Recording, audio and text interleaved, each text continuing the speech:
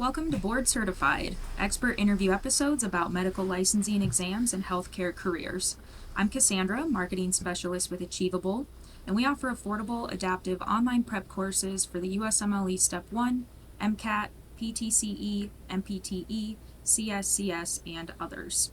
Each course contains everything you need to succeed, including comprehensive study guides, video lessons, thousands of practice questions powered by our memory-enhancing algorithm, and full-length practice exams. You can try any course for free at achievable.me, and if you like it, use the code podcast to save 10%. Now, let's get started. So today we have Markus Fürst with us, and Markus, I would love if you could introduce yourself. Yeah, thanks for having me, Cassandra. My name is Markus Fürst. I'm from Sweden, but lived here in the US now for 9 years. I've been a strength and conditioning coach for 5 years, and I'm the founder of Performance Coaching, which is a platform to monitor your athlete's progression from a strength and conditioning perspective, and also the author of the CSCS course on Achievable. Great. So today we're going to be talking about how to use the CSCS certification to break into careers.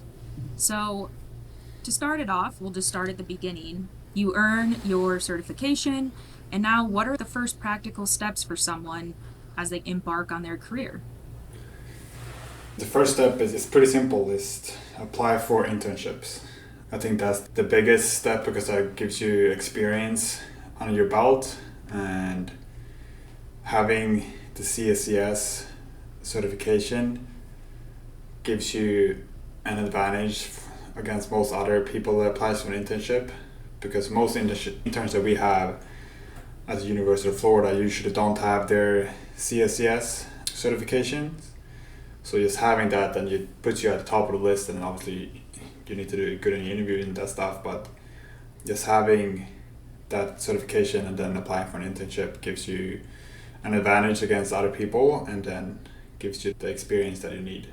Let's just maybe walk through an example scenario of what that might look like for someone. How long would a typical internship be, and how does that provide a stepping stone into the next step, and what would that next step look like?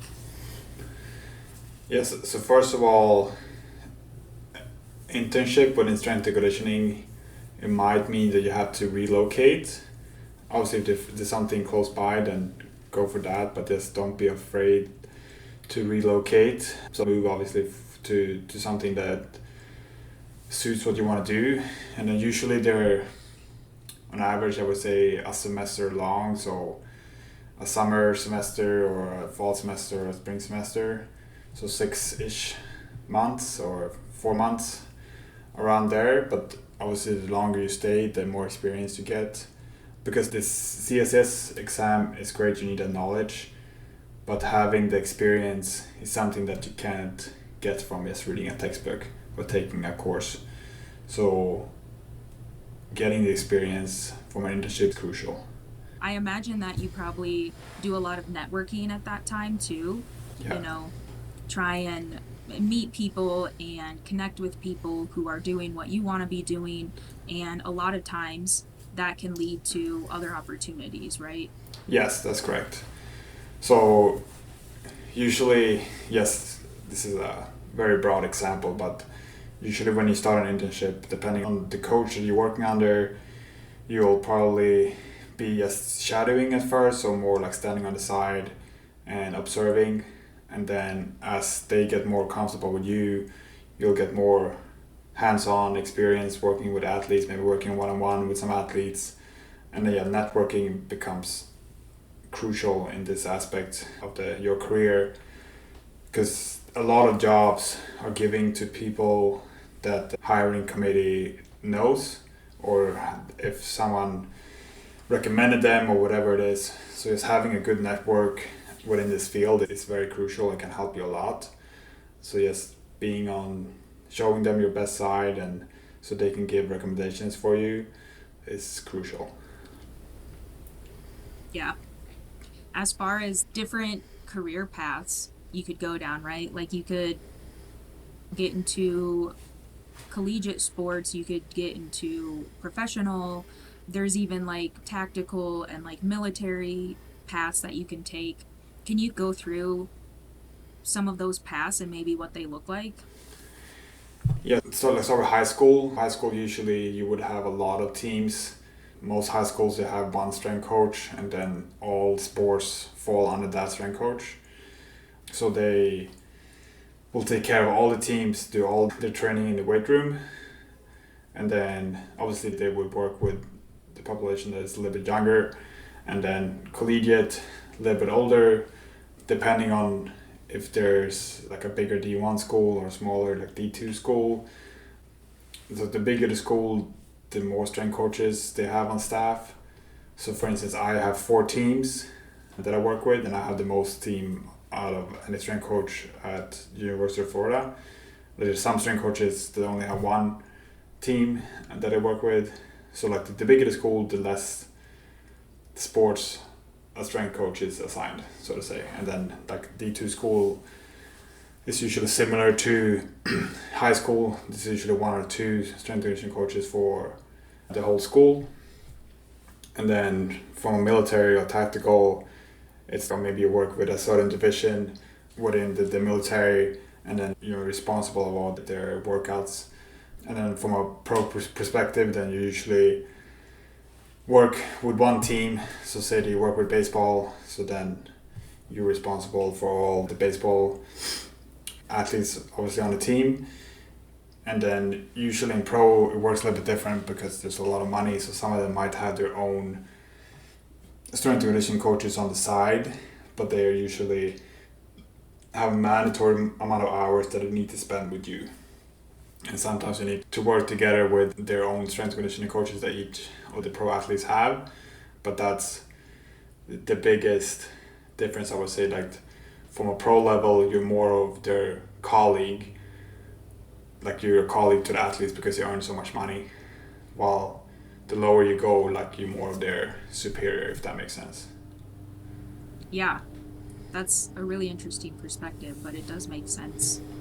We touched on how to get your foot in the door with like different sports teams or training facilities, and how the CSCS certification, you can leverage that to get into sports performance, athletic performance, things like that.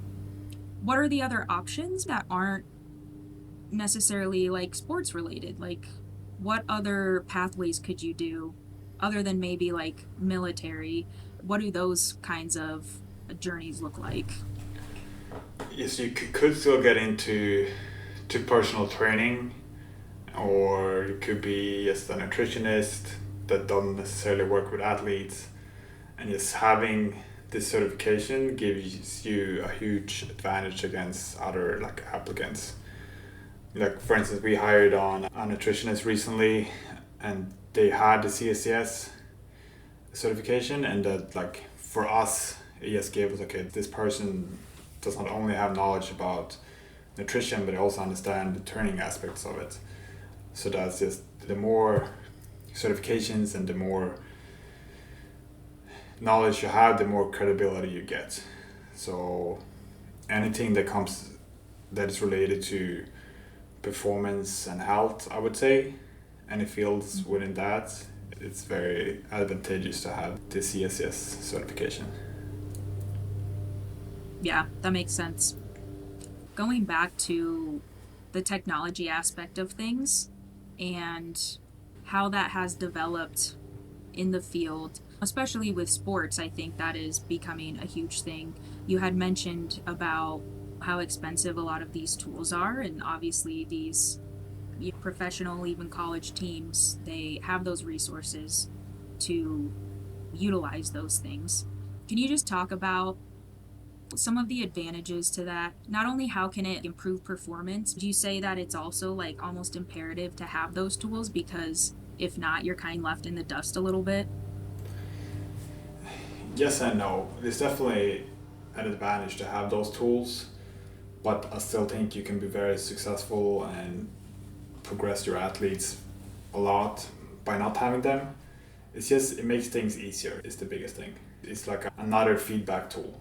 So it gives you feedback in the sense of okay, what we're doing is working or it's not working, and we need to change things.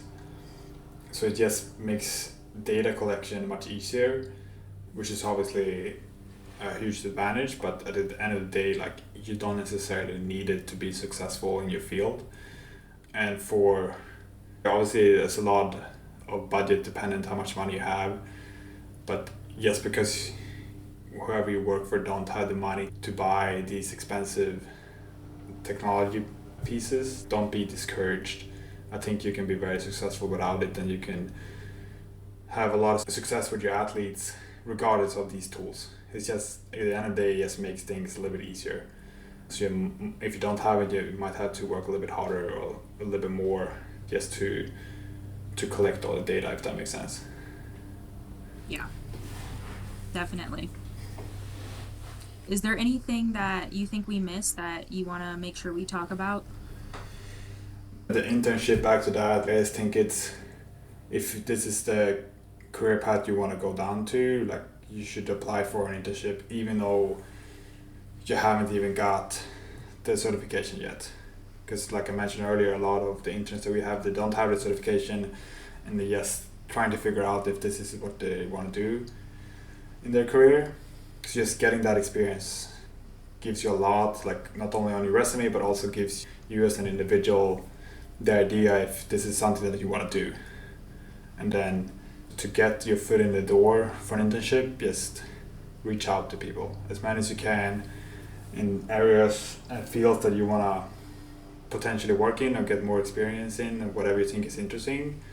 And then if you had a possibility, just show up, just be there, talk to them, say that I would love to do an internship here, I would love to help out, whatever it is. I think that says a lot about an individual, because then they're like, it shows that they're eager, they want to be there, even though they haven't even got necessarily a position yet, but just showing face and then reaching out. And then if you get an internship, just always do more than what's expected of you, because that's going to take you a very long way.